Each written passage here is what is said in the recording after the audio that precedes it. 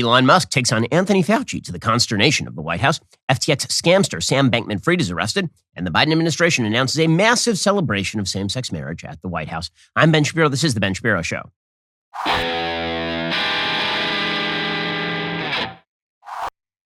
This show is sponsored by ExpressVPN. It's time to stand up against big tech. Protect your data at expressvpn.com/Ben. Well, the big news of the morning is that FTX's Sam Bankman-Fried has now been arrested in the Bahamas. And there are some people who suspected that he actually would not be arrested because he gave tens of millions of dollars to Democrats in the last election cycle. But the actual strategy here apparently is he can give tens of millions of dollars to the Democrats in the last election cycle. After the election, we will arrest him, as it turns out. According to the New York Times, Sam Bankman-Fried, the disgraced founder of the collapsed cryptocurrency exchange FTX, was arrested in the Bahamas on Monday after U.S. prosecutors filed criminal charges. Quote, SBF's arrest followed receipt of formal notification from the United States that it has filed criminal charges against SBF and is likely to request his extradition, the government of the Bahamas said in a statement. The arrest was the latest stunning development in one of the most dramatic falls from grace in recent corporate history. Bankman-Fried was scheduled to testify in Congress on Tuesday about the collapse of FTX, which was one of the most powerful firms in the emerging crypto industry until it imploded virtually overnight last month after a run on deposits exposed an $8 billion hole in its accounts. Prosecutors for the Southern District of New York confirmed that Bankman-Fried had been charged and said in an indictment that it would be unsealed on Tuesday. Separately, the Securities and Exchange Commission said in a statement it had authorized charges relating to Mr. Bankman-Fried's violations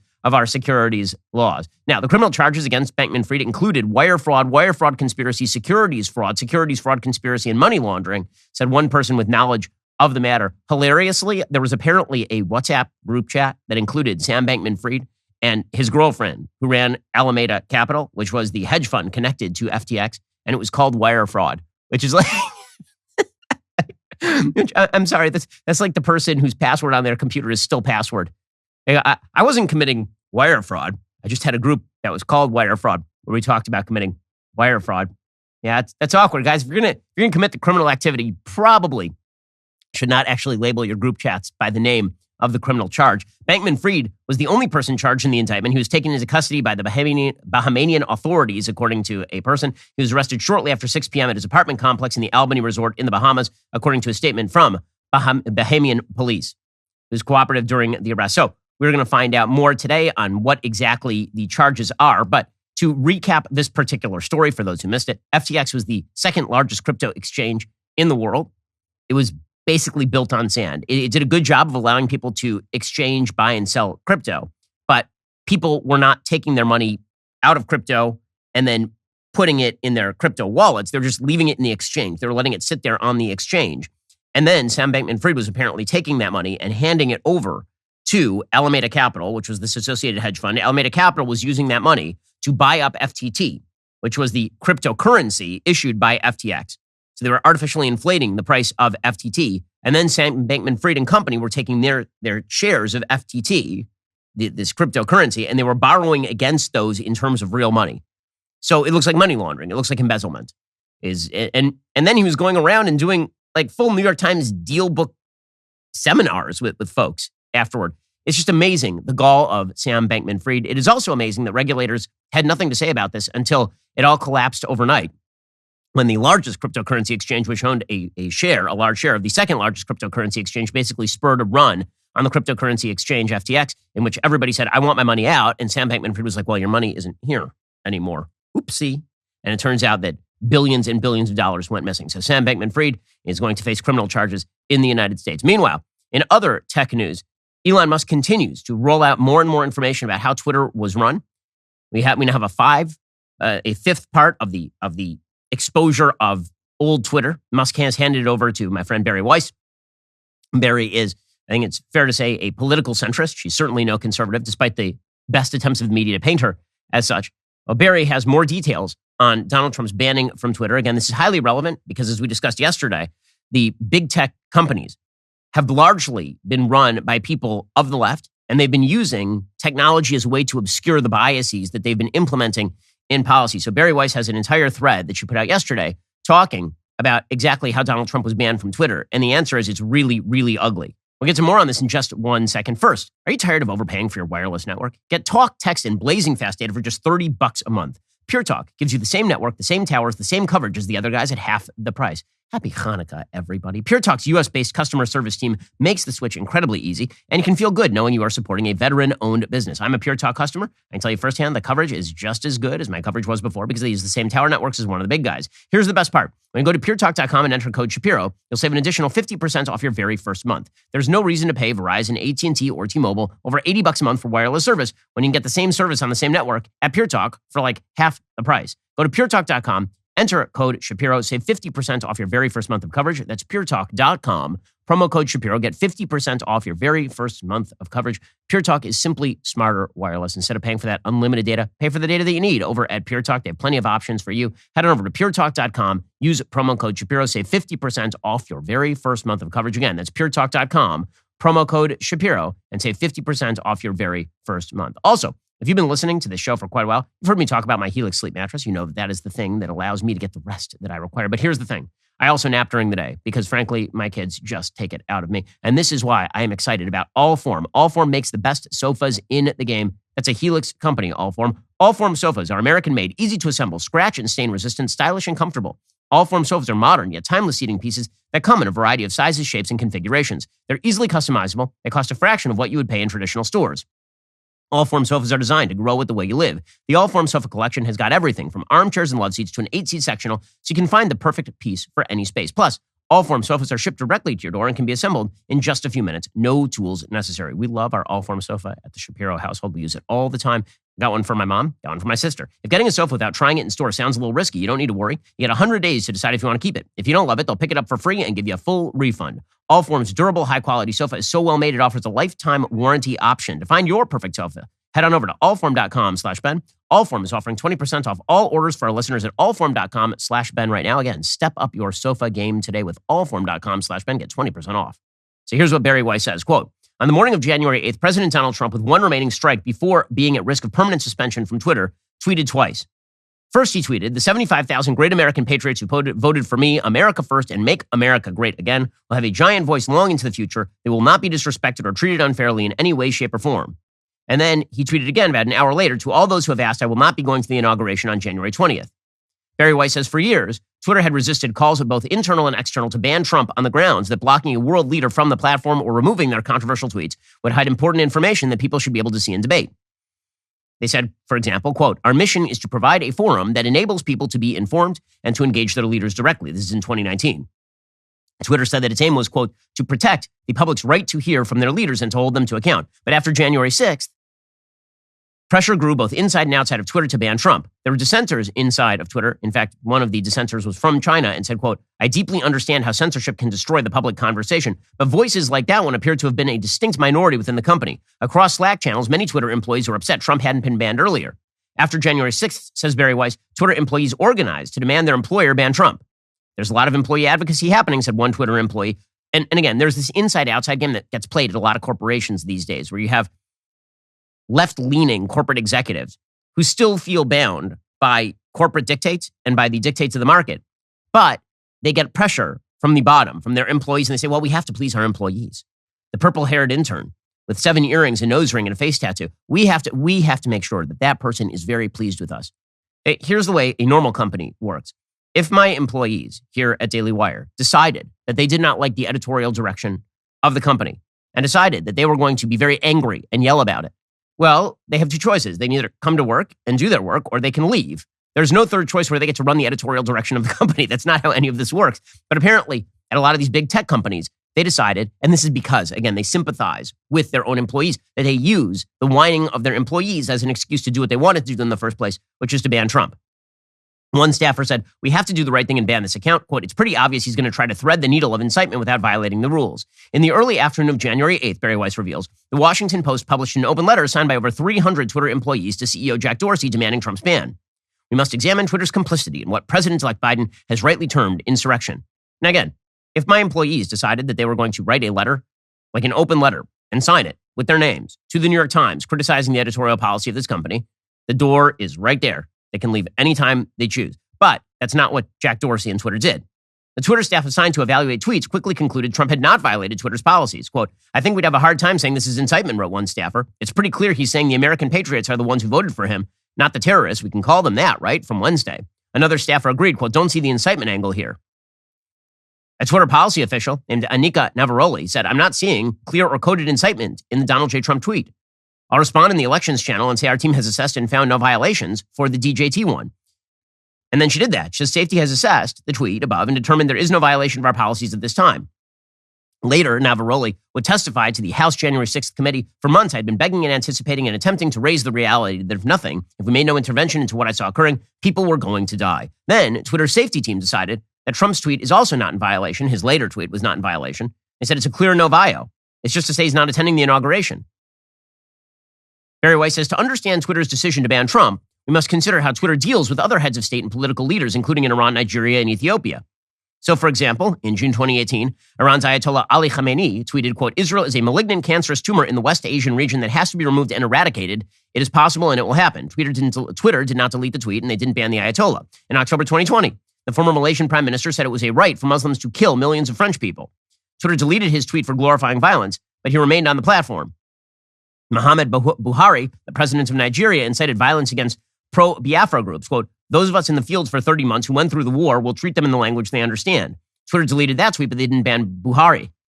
In October 2021, Twitter allowed Ethiopian Prime Minister Abiy Ahmed to call on citizens to take up arms against the Tigray region. Twitter allowed the tweet to remain up and didn't ban the Prime Minister. In early February 2021, Prime Minister Narendra Modi's government threatened to arrest Twitter employees in India and to incarcerate them for up to 7 years after they restored hundreds of accounts that had been critical of him, and Twitter didn't ban Modi. But Twitter executives did ban Trump, even though key staffers said Trump had not incited violence, not even in a coded way.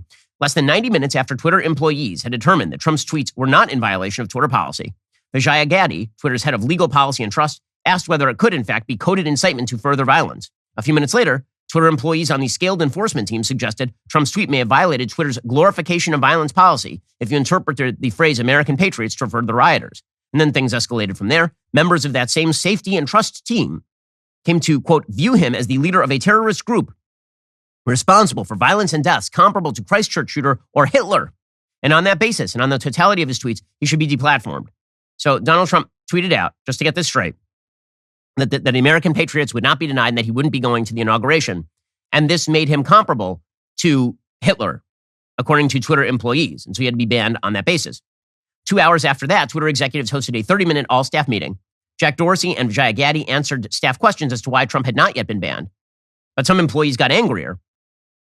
Yoel Roth, who again is one of the bad guys in this whole story, relayed to a colleague, quote, multiple tweeps, that'd be Twitter employees, have quoted the banality of evil, suggesting that people implementing our policies are like Nazis following orders. So in other words, allowing Donald Trump to remain on the platform, that is like Nazis following orders. Dorsey requested simpler language to explain why Trump would be suspended. And Roth wrote, God help us, this makes me think he wants to share it publicly. Oh, you mean you should have to share publicly why you were banning the sitting president of the United States from Twitter? And Yoel Roth is mad about this? Interesting stuff. 1 hour later, Twitter announced Trump's permanent suspension, quote, due to the risk of further incitement of violence. Many at Twitter were ecstatic and congratulatory. By the next day, employees expressed eagerness to tackle medical misinformation as soon as possible, because this is the way that it works. If you feed the alligator continues to eat. And so they immediately decided, who can we go after next? Who can we ban next? For the longest time, Twitter's stance was that we aren't the arbiter of truth, wrote another employee, which I respected, but never gave me a warm, fuzzy feeling. And that's what this is all about. It's about giving the left warm, fuzzy feelings. Twitter's CEO, Parag Agrawal, who would later succeed Dorsey as CEO, told head of security Mudge Zatko, who of course later would leave and become a whistleblower, suggesting that the company had become not an engineering company for free speech, but instead had essentially become a left-wing outlet that ignored security concerns. Agrawal said, quote, I think a few of us should brainstorm the ripple effects of Trump's ban. And Agrawal added, centralized content moderation, in my opinion, has reached a breaking point now. Again, internationally, there are a lot of people who are very critical of the banning of Trump. Ultimately, says Barry Weiss, the concerns about Twitter's efforts to censor news about Hunter Biden's laptop, blacklist disfavored views, and ban a president aren't about the past choices of executives in a social media company. They're about the power of a handful of people at a private company to influence the public discourse and democracy, which, of course, is exactly the point.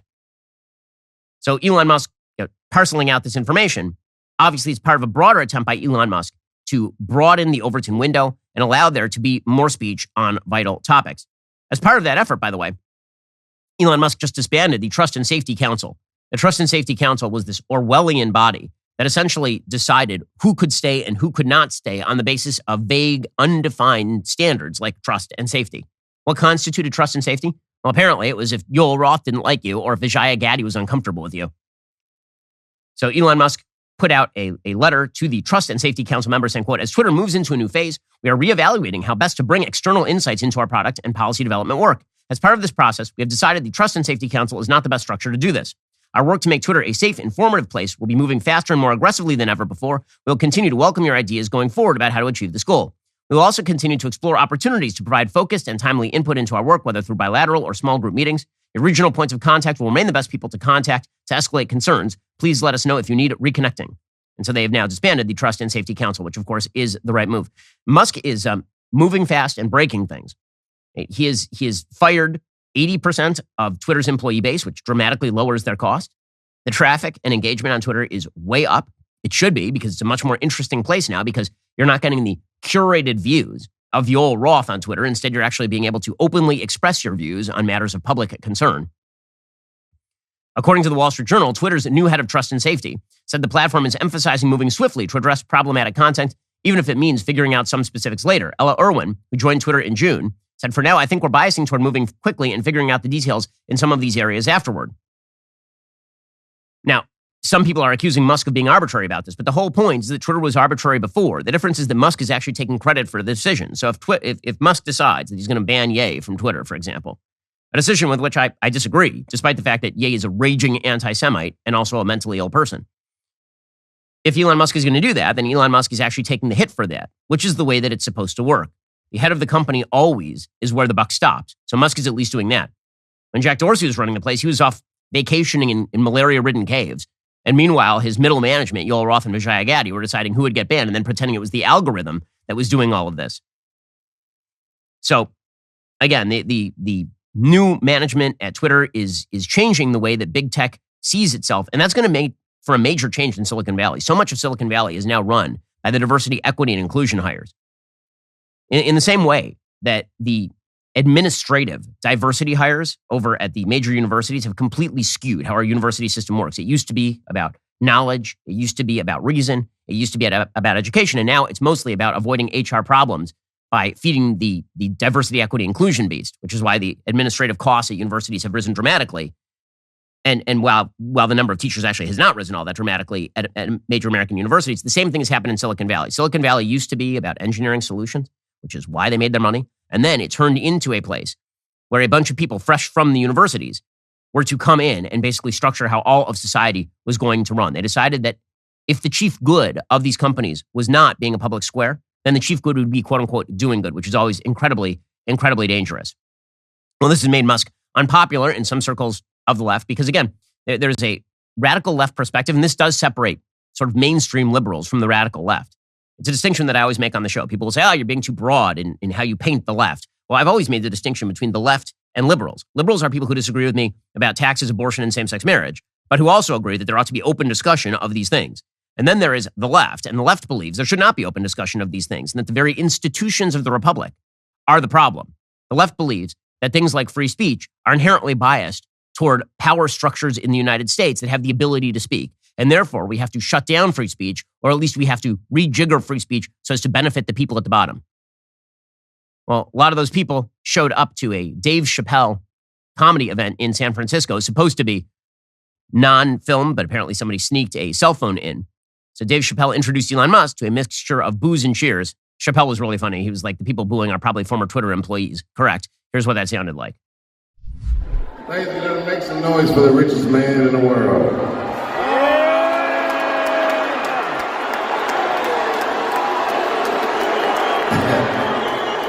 Cheers and boos, I see. It sounds like some of them people you fired are in the audience. Chappelle said a lot of people have been fired by Elon Musk are in the audience. And that's probably true. Again, there is a widespread perspective in places like San Francisco that broadening the boundaries of free speech is inherently dangerous and inherently problematic. Meanwhile, the White House is denying that they have ever asserted pressure on social media to censor content, which is insane. Obviously, they have. Mark Zuckerberg has publicly admitted that they have. Mark Zuckerberg said that the FBI basically approached him in the run-up to the 2020 election and suggested that disinformation was a major concern. It was on that basis that the Hunter Biden story was censored. Now, John Kirby, propagandist on behalf of the Biden administration. It's literally his job. He says that the Biden administration, federal agencies, they really don't work with social media to censor, which is obviously untrue. You said this, we aren't in the business of telling private companies how to execute their initiatives. But it appears from these revelations from inside of Twitter, there were regular meetings between executives there, the FBI, DHS, the DNI. Flagging tweets, expressing their concerns, it seems trying to drive certain conversations. So should or shouldn't the federal government, federal agencies, in your words, be directing private companies on how to execute their initiatives? We aren't directing private social media companies on how to manage their content. These are decisions that they have to make. Okay, but what they are doing is providing broad layers of guidance to make sure that these people make the quote-unquote right decisions, which is really bordering, if not violative, of the First Amendment itself. There's more on this in just 1 second. First, if you own a business, it's been a rough few years here from COVID lockdowns to Biden inflation. You could probably use a break. Innovation refunds can help. If your business has 5 or more employees and managed to survive COVID, you could be eligible to receive a payroll tax rebate of up to $26,000 per employee. There's no loan, there's no payback. It's a refund on taxes you probably shouldn't have paid in the first place. So how do you go about getting that money back in your pocket? Go to getrefunds.com. Their team of tax attorneys are highly trained in this little-known payroll tax refund program. They've already returned $1 billion to businesses, and they can help you as well. They do all the work, no charge up front. Simply share a percentage of the cash they get for you. Businesses of all types can qualify, including those who took PPP, nonprofits, even those that had increases in sales. Head on over to getrefunds.com, click on Qualify Me, answer a few quick questions. This payroll tax refund, it's only available for a limited amount of time. Don't miss out. Head on over to getrefunds.com. That's getrefunds.com. Once more, getrefunds.com. Also, a hard year on the economy means that essential practical gifts will be in high demand this year, plus delicious gifts. And this is why I recommend Good Ranchers. They'll provide you America's best meat and seafood with discounts on orders of up to 5 boxes or more. You can save on gifts for the whole family. When you give a box of Good Ranchers, you're giving them a true steakhouse experience with 100% American, USDA prime, and upper choice cuts of beef, chicken, and seafood. Other meat delivery companies, even your local grocery stores, import lower quality meat from overseas. Do not give your friends and family less than America's best this year. If you're not sure what to order, Good Ranchers now offers gift cards so you can let your friends and family members choose for themselves. Or give the gift of a subscription and inflation-proof somebody's meat budget today. Go to goodranchers.com, use code BEN at checkout, get $35 off your gift. That's goodranchers.com. Code Ben for $35 off. Good Ranchers, American meat delivered. I know how good their meat is because they actually got me a kosher steak. They cooked it right in front of me. Let me tell you, it was an amazing steak. Head on over to goodranchers.com. Use code Ben at checkout. Get $35 off your gift today. That's goodranchers.com. Code Ben for $35 off America's best meat. Meanwhile, all of this is bleeding over into the public health sphere. So as that Barry Weiss thread demonstrates, there are people at Twitter who obviously wanted to use the model of banning Trump for no actual violation to ban people for no actual violations when it came to spreading information about COVID or COVID vaccine. So, for example, Twitter had suspended the account of Dr. Robert Malone, who is an mRNA vaccine researcher and has been very critical of many of the claims that were made about the COVID vaccine. Twitter on Monday unsuspended his account. Twitter had never specified which of Malone's tweets had actually violated any of their policies. In one of his last tweets before he was banned, Malone shared a link to a video from a Canadian COVID care alliance titled "The Pfizer Inoculations for COVID-19, More Harm Than Good." A description of that video said Pfizer's 6-month data shows that Pfizer's COVID-19 inoculations cause more illness than they prevent, plus an overview of the Pfizer trial flaws in both design and execution. Twitter slapped a misleading label on Malone's tweet and restricted the likes, retweets, and replies to the post, and then they suspended him. It was right about the same time that Robert Malone became a very famous voice because he was on Joe Rogan's podcast and was highly critical of the COVID vaccines, and then YouTube censored the podcast. So now Malone has been reinstated. Again, it turns out that you can't stop the conversation. All you can do is generate more heat on the issues that you're attempting to ban. Shutting down free speech rarely achieves its actual goal. Well, Elon Musk has now started a firefight with Anthony Fauci and the White House because Elon Musk put out a tweet suggesting that Fauci had essentially perjured himself by denying that his agency had funded gain of function research. In fact, later he admitted that there had been quote unquote modest gain of function research funding from the NIAID to a Chinese lab, the Wuhan Institute of Virology. That is where many people suspect that COVID-19 originated. What he originally testified is, in a very Clintonian way, he was suggesting that gain of function research really is only a very narrowly defined term. The gain of function research is within a species, you make a disease more virulent. And that if you actually take a disease and you make it now applicable to new species, that is not gain of function research. So he says the United States only funded the first, but they didn't fund the second. like making a virus that jumps from bats to humans. He says that's not actually gain of function research. That's the kind of stuff that we funded. We didn't actually make the research within bats more virulent. Well, that's not really the question, dude. I mean, like a lot of people had a lot of questions about how gain of function was being funded. He described it as, quote, taking a virus that could infect humans and making it either more transmissible and or pathogenic for humans. He says that categorically was not done. But again, making any of these pathogens more virulent in any way is what people tend to think of as gain of function research. You are literally gaining function. Fauci traced the NIH's interest in bat coronaviruses to the SARS outbreak from nearly 2 decades ago. This is in his testimony a little bit earlier this year. He said, we had a big scare with SARS back in 2002, 2003, where that particular virus unquestionably went from a bat to an intermediate host to start an epidemic and a pandemic that resulted in 8,000 cases and 800 deaths. It would have been a dereliction of our duty if we didn't study this. The only way you can study these things is you have to go where the action is. He says you don't want to study bats in Fairfax County, Virginia to find out what the animal-human interface is that might lead to a jumping of species.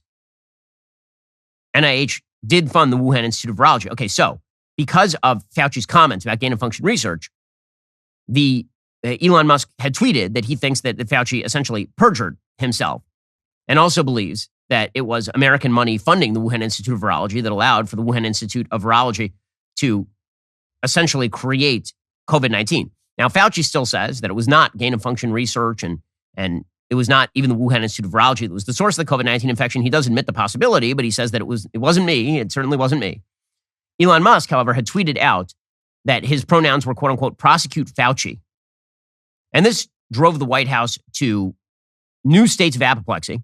World's worst press secretary, Karine Jean-Pierre, slammed Musk's tweet as, quote, disgusting and incredibly dangerous. What's your response, first of all, specifically to the attacks on Dr. Fauci? And second, how is your view of Twitter as a sort of public forum and a forum for yourself and for the president and many other officials here? How are those views evolving? So look, we've been very clear about this. These attacks, these personal attacks that we have been seeing are dangerous on Dr. Fauci and other public health professionals as well. They are disgusting and they are divorced from reality. Okay, so it's disgusting and dangerous when you attack somebody by name, and it's terrible if you malign them. Also, any Republican who didn't vote for Joe Biden's team in the last election is a member of the evil contingent and an enemy of the Republic. So just a few things happening at the White House level. Again, setting up people as though they are infallible and that criticism of them must be banned is really dangerous stuff, because actually what it leads to is the feeling that those people kind of deserve to be criticized. The fact is that Fauci does deserve a lot of criticism for how he handled this pandemic. Everybody knows that. We have yet to find out the full story on what exactly was funded at the Wuhan Institute of Virology. Now, Dr. Fauci has not been honest about a wide variety of subjects throughout his tenure during COVID-19.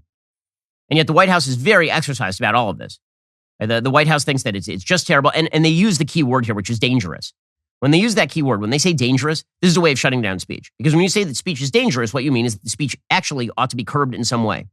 And so it's not a surprise that you see major publications like the Washington Post, they're now attempting secondary boycotts of Twitter. You have actual columnists at the Washington Post suggesting that advertisers should pull their money from Twitter because Elon Musk is so personally dangerous. Right? It's the same game that they play with shows like this one. It's the same game that they play with all the social media outlets. What they do is they try to find an advertiser who has nothing to do with anything Elon Musk is actually saying on Twitter, but who advertises on Twitter. And then they say, you can't advertise on Twitter because if you do, you're putting money in Elon Musk's pocket. And if you do that, then you are complicit. That's the way all of this works. The politicization of the advertising space, the attempt to cudgel corporations into doing the will of the left by browbeating them into not supporting neutral spaces where people agree with them and disagree with them, is really amazing. And the White House forwarding that narrative is quite dangerous, actually. If you want to talk about dangerous, it is dangerous when the White House is bordering on violation of First Amendment principles by essentially pressuring people not to associate with other people based on the things that they say in the private sphere. Because that is government action. And this has been a problem throughout. Well, meanwhile, the White House continues its own social media trolling and trolling generally. So the White House has decided, this is nothing new. When the Obergefell case happened, the White House was lit up. This is under Barack Obama. during the Obergefell case, which was 2015, Barack Obama lit up the White House with the rainbow flag because the idea that same-sex marriage is what is most American about America, that it is not just a controversial social issue. It is not about the fundamental undermining of it and redefining of a major institution, maybe the major societal institution. America is really about the gay pride flag. You never, by the way, would have seen an equivalent if, for example, like after the case of Jack Phillips, the Masterpiece Cake Shop case in Colorado, you never would have seen the White House lit up with a giant cross. Religious freedom is what America's all about. But in the aftermath of Obergefell, the White House was lit up in the rainbow colors. Well, they're going to do that routine again. The White House is now planning a major celebration for the quote-unquote Respect for Marriage Act, the most inaptly named act possibly of all time. It is not respect for marriage to redefine the fundamental institution as male-male or female-female. The entire basis for the institution is male-female, of course. But the White House is holding a major celebration, and this, of course, is an act of trolling. This is an attempt to get people upset on the right side of the aisle so that they can point at all those people and say, look at those bigots. Why can't they just celebrate along with us? Look how terrible they are for not celebrating. Why won't they bake the cake? Why won't those terrible, terrible people bake the cake? And you can tell how hard they are trolling by the people that they are inviting. So Karine Jean-Pierre yesterday, she said that, who is a gay woman, she says that the White House is going to have a massive celebration for the Respect for Marriage Act. And it's going to be pride, progress flags everywhere because this is what is most American about America. This is what the founders fought for, gang. The legislation also enjoys support from a majority of Americans across party lines and faiths. Tomorrow, the president will be joined by a bipartisan group of lawmakers as well as advocates and plaintiffs in marriage equality cases across the country to sign this critical legislation into law. There will be musical guests and performances to celebrate this historic bill. Musical guests and performances. Now, I don't remember that for the Inflation Reduction Act, obviously. But this is a major issue because redefining marriage actually is a major thing. Now, we were told that it wasn't a major thing. We were told that it's just what had to happen because it was already the law, and why not confirm what the law is? What are you making a big deal about? Now, it's the biggest deal in the world. We're going to have musical guests at the White House. We're going to have full performances. They're also inviting some of the world's most important people. So, for example, they are inviting drag artist Marty to the White House, which is really exciting stuff. Marty tweeted out, "To be a non-binary drag artist invited to the White House is something I never imagined would happen." And by the way, this is not because this person is literally of any other importance, apparently. It is because of this person's identity as a quote-unquote non-binary drag artist that this person is being invited to the White House. "Thank you, President and Dr. Biden, for inviting me to this historic bill signing. Grateful doesn't begin to express the emotions I feel." This is trolling. It's high-level trolling. It is the White House declaring that the policy of the United States that we all should celebrate as a unifying American moment is that biological sex does not matter. In fact, biological sex is of no consequence when it comes to marriage and may not exist at all because, after all, non-binary is a category now. And drag is the most American thing about America. I keep saying the word trolling because that's what this is. It's an attempt to draw attention. It's an attempt to polarize. It's not an attempt to unify, obviously. That's why the White House is pushing this so unbelievably hard. It turns out that transgressivism, which is a philosophy I've talked about before, the idea that human beings, what we are essentially, we can be boiled down to our sexual identity, our sexual desires. That is the core of us. And that authenticity may never be challenged. We can act in any way we want, and it's society's duty to actually make us feel good about that. It's society's duty to clap and cheer. That basic notion has some consequences. And it can only be crammed down top down. Because the truth is that the natural state of society is that people form families. This is the natural biological state of society. People form family units. Those family units provide the predicate for all of human society. Edmund Burke talks about the little platoons that are the families, right? Father, mother, children, grandparents. And these little platoons form the basis of both community and civil society. Community and civil society form the basis of the polity. And that's how you get durable societies created from small units. Well, essentially what has now happened because of the philosophy of transgressivism is that all those institutions are seen as violative of basic human freedoms. The family is violative of basic human freedoms. Marriage is violative of basic human freedoms because it makes separate demands on men and women. It suggests that you owe duties outside of yourself to children, to the rest of your family, and to society at large. And this cannot be allowed to happen. Now, the only way that you can obliterate the intermediate institutions of life, the most basic intermediate institutions like family, but also civil society and community, is by cramming that down from the top. Transgressivism can only happen if you have a cultural elite that grabs the levers of power and then shoves down these messages on the rest of society. And if they say it often enough, then people start to buy it. And this is why it's so important to the left to redefine terms. It's why it's so important for the left to grab cultural high ground and then use that cultural high ground in order to intimidate people into silence. It's why it's important for the White House to have events like this if you are on the left. Because the idea is that if you push the message forward over and over and over again that you're a bigot if you disagree with them, then people will basically give up all of the institutional protections that they have for traditional morality in favor of an unfettered sense of authenticity that the left really pushes incredibly hard. You can see how they're doing this not just at the White House, but also this sort of trollery exists in the halls of culture. We'll get to that in just one second. Folks, it's time to kick woke companies out of your man's bathroom. Jeremy's Razors is a premium men's grooming company that shockingly doesn't actually hate men. They've got a full range of men's staples, including a Precision 5 razor with a flip-back trimmer, tea tree and argan oil shampoo and conditioner, body soap, facial moisturizer, and lots more. It's got his whole routine covered with hair, body, beard, and skin care products that are made right here in the United States. It is a win-win. You love he's cleaning up without parabens or sulfates. He's going to love supporting a company that doesn't hate his guts. Jeremy's Razors is 100% woke-free, and now get 30% off his gift bundle when you order by December 15th. Switch your man over to Jeremy's Razors to kick woke out of his bathroom today. Go to dailywire.com/Ben right now. Okay, so when we talk about the media trolling and the social media trolling and the cultural trolling, again, understand transgressivism, the idea that all intermediate institutions in life must be obliterated in the name of individual authenticity. That philosophy requires a cultural cram down.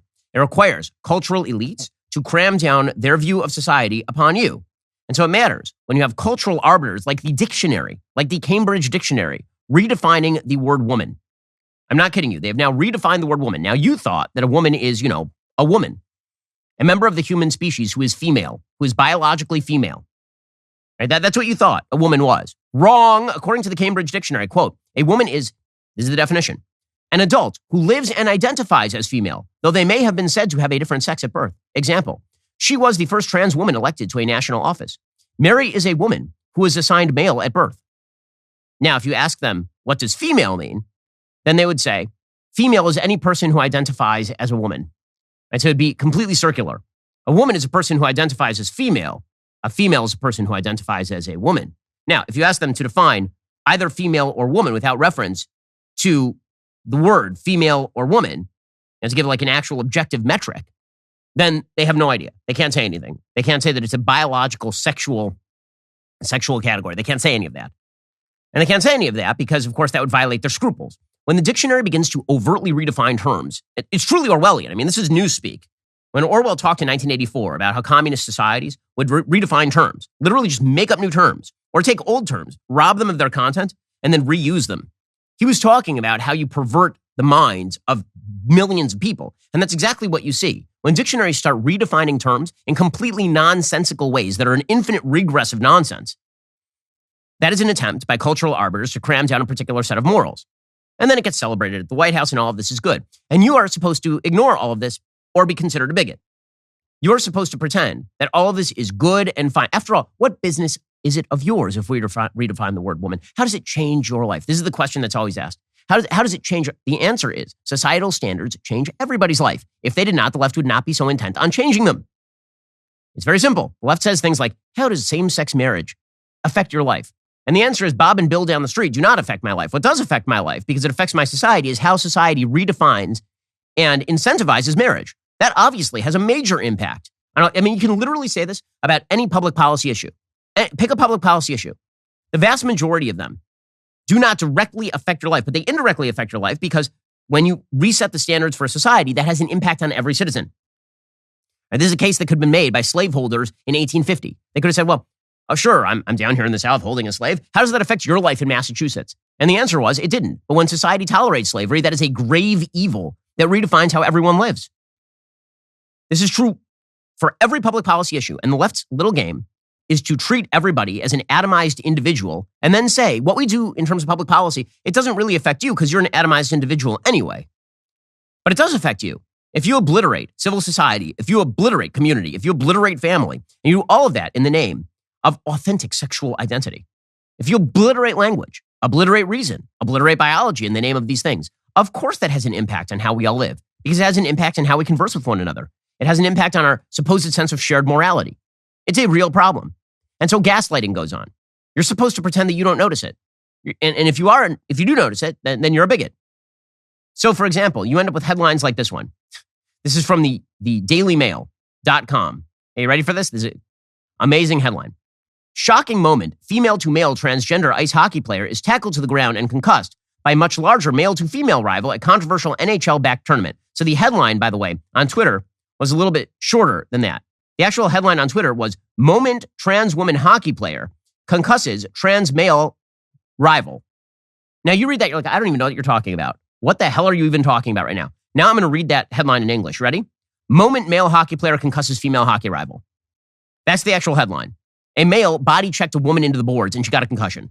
Now, in a normal society, you'd be like, what in the world is a male doing on the hockey ice with a female and checking her into the boards? What in the world is happening? What sort of decent society allows a male to essentially bludgeon a woman so long as they are pretending that he is a she and she is a he? Like that's a societal question, is it not? But we're all supposed to pretend that this is good. In fact, this event was sponsored by the NHL. According to the Daily Mail, a female-to-male transgender hockey player was left concussed after being knocked to the floor by a much larger male-to-female trans opponent during a controversial NHL-backed tournament. Danny Mackey was knocked down and left concussed following what appeared to be an accidental rough hit at the team trans ice hockey draft in Middleton, Wisconsin late last month. The incident has only just been reported by Quillette magazine, whose journalist Jonathan Kay suggested the two-day tournament had been subjected to a woke cover-up. Mackey was subsequently accused of self-censoring what had happened on Instagram by describing the incident as an odd fall, despite himself sharing the video, which clearly shows he was tackled. Well, he is a she. She was tackled by a dude. Pretending that a woman who takes male hormones is now a male, and that a male who takes estrogen is now a female is absurd on its face. But this is the sort of stuff that we're all supposed to pretend along with and the NHL celebrates, and then we're all supposed to ignore when stuff like this happens. And this also happens in other contexts. So, for example, we were told to essentially ignore the alleged rape of a 9th grade girl at a school in Loudoun County. We were told that the father, being very angry about this at a school board meeting, was demonstration that parents were effectively domestic terrorists. You'll recall that in Loudoun County, there was a father who was treated as though he was a violent threat because he came to a school board meeting and protested the fact that the Loudoun County School Board was pushing trans bathroom policy while simultaneously covering up the alleged rape of his 9th grade daughter. And he got pretty upset because that seems kind of upsetting, right? And then the School Board Association, National School Board Association, wrote a letter to the FBI and the DOJ asking for prosecution and investigation of members of the general parental community who are angry at school boards. Well, now, as it turns out, the actual criminal activity was not by the father. The actual criminal activity was by the transgender girl who was a boy who was apparently serially raping girls, allegedly, and the superintendent and spokesperson for this particular school board. Now, it's not covered in the New York Times, not covered in the Washington Post. It is covered by the DailyWire. It is only because Luke Rosiak, our excellent reporter in Loudoun County, actually did the research on this and figured out what happened with this angry father instead of treating him as a pariah.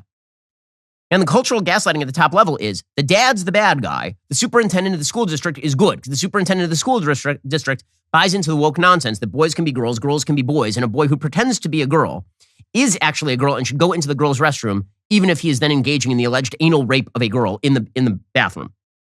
So here is the latest in that story. And this wouldn't have happened without the investigation of Luke Rosiak. Quote, 2 top officials of a Northern Virginia public school district were indicted Monday for their roles in the handling of a bathroom rape by a skirt-wearing boy after the Daily Wire revealed the apparent cover-up last year, court documents unsealed Monday showed. Former Loudoun County Superintendent Scott Ziegler, who was fired last week, was indicted on 3 misdemeanor counts of false publication, conflict of interest prohibited conduct, and penalizing an employee for court appearance. Spokesman Wade Byard was indicted on a felony charge of perjury, according to court records. A week ago, a special grand jury released a 91-page report that confirmed the findings of the Daily Wire's October 2021 expose, determining that Ziegler told a bald-faced lie when he dismissed concerns about a proposed transgender policy by denying that there had ever been any bathroom sex assaults, despite knowing that he attacked on a 9th grade girl just a month earlier. The grand jury said that Ziegler's administration also concealed from the public and even the school board. The same boy went on to sexually assault another girl in a classroom, with school board members learning about it from a report in the Daily Wire. The grand jury pleadings painted a devastating picture and showed that, quote, throughout this ordeal, LCPS administrators were looking out for their own interests instead of the best interests of LCPS. When the Daily Wire asked Bayard last week about the grand jury's fact-finding report, he sent a statement attributed to school board chief Jeff Morse and vice chair Ian Sorotkin that said they were pleased that the grand jury had not indicted anyone. The Daily Wire noted in response to Bayard that Attorney General Jason Mayaris had pointedly said the grand jury was still running. On Monday, Bayard did not return a request for comment on his own indictment. The school board fired Ziegler on Tuesday, a day after the grand jury report, but fired him without cause, apparently giving him a $350,000 golden parachute.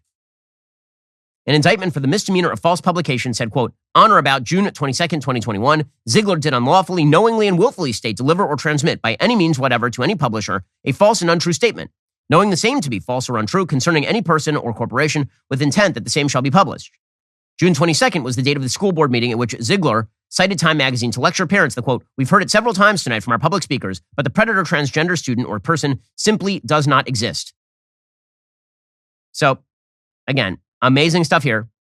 This stuff ends in criminal activity and indictment, but you're supposed to ignore it until apparently it is uncovered by Luke Rosiak. And even then, it doesn't deserve a follow-up report because that would run counter to the desires of the countercultural elite, the transgressive elite who are now cramming down the morality on literally everyone. We're supposed to pretend that none of this ever happens, that everything is good to go. It turns out that the control of the commanding heights of culture, handing that over to the transgressives, has some pretty devastating side effects, including for individuals like ninth grade girls who get raped in bathrooms by boys who are pretending that they identify as girls or some such nonsense. And by the way, now would be an excellent time to know that Luke Rosiak, our investigative reporter over at DailyWire, we can only have investigative reporters because people like you subscribe, people like you sign up over at DailyWire.com. Like you should become a DailyWire Plus member so we can do reporting like this as well as you get all the rest of our great material. But it is Luke who uncovered this, and it is Luke's action on this that has led to the indictment now of a public official who lied to the public about whether, in fact, it was safe for transgender bathrooms to be established. And he did it on the basis of false data. Now, I promise you, by the way, that on the other side of the media ledger, let's say that this story had happened in a Catholic school. Let's say that what happened in a Catholic school is that a boy was allowed to go into a girl's bathroom and rape a girl, and a parish priest had been in there and seen, apparently, part of this happen. And then later, there had been a press conference at which they were asked about their bathroom policy, and the priest had said, no, we've never seen anything like this. That would be a church cover-up, right? That's the way our culture works. The way our culture works is traditional institutions that sin are demonstrations that the traditional institutions are evil. Meanwhile, left-wing or secular institutions that create policies that facilitate evil. When that sort of stuff happens, it's an exception. It's an exception. Or we just ignore it. It doesn't happen at all. We can't cover it at all. This is part and parcel of the broader problem of how we cover institutions in a secular society. When there's a massive cover-up in the Catholic Church about the abuse of children, this is deserving of Oscar-winning movies like Spotlight. This is deserving of mass cultural criticism, which it is. But has there yet been a major story in a major newspaper about the spate of sexual abuse in our public schools? Because I promise you, there's an enormous amount of sexual abuse that happens at the nation's public schools. There are literally 100 million kids in our public schools. So I promise you, there's an enormous amount of abuse in these public schools. There's no reason to suggest that Catholicism is the reason for the sexual abuse. There's also been no investigation into many of the favored organizations of the left that deal with children. There's just a lot of pretending that nothing bad could possibly happen because, after all, you hold the right perspectives. If the idea, this is true across the board, if the idea is that any institution is so vulnerable that critique of the institution results in its collapse and thus critique ought to be forbidden, you know that the powerful are attempting to censor. Now, the Catholic Church, which engaged in a cover-up, now does not engage in cover-ups of those behavior because the Catholic Church has been durable for a couple thousand years. The Catholic Church will survive, it will thrive, it will continue to have 1 billion adherents. When it comes to America's secular left, they are so scared bleepless of the consequences of their own philosophy because that philosophy is deeply connected with sexual liberation and autonomy that they can't allow stories like this to see the light of day. Only Daily Wire reports on this. Again, another reason for you to go get membership today over at Daily Wire. Alrighty, guys, the rest of the show is continuing right now. You're not going to want to miss it. We'll be getting into Kyrsten Sinema declaring that she is an independent and Bernie Sanders declaring that he might back a Democrat against her in Arizona. Plus, we'll get into the mailbag. If you're not a member, click the link in the description and join us.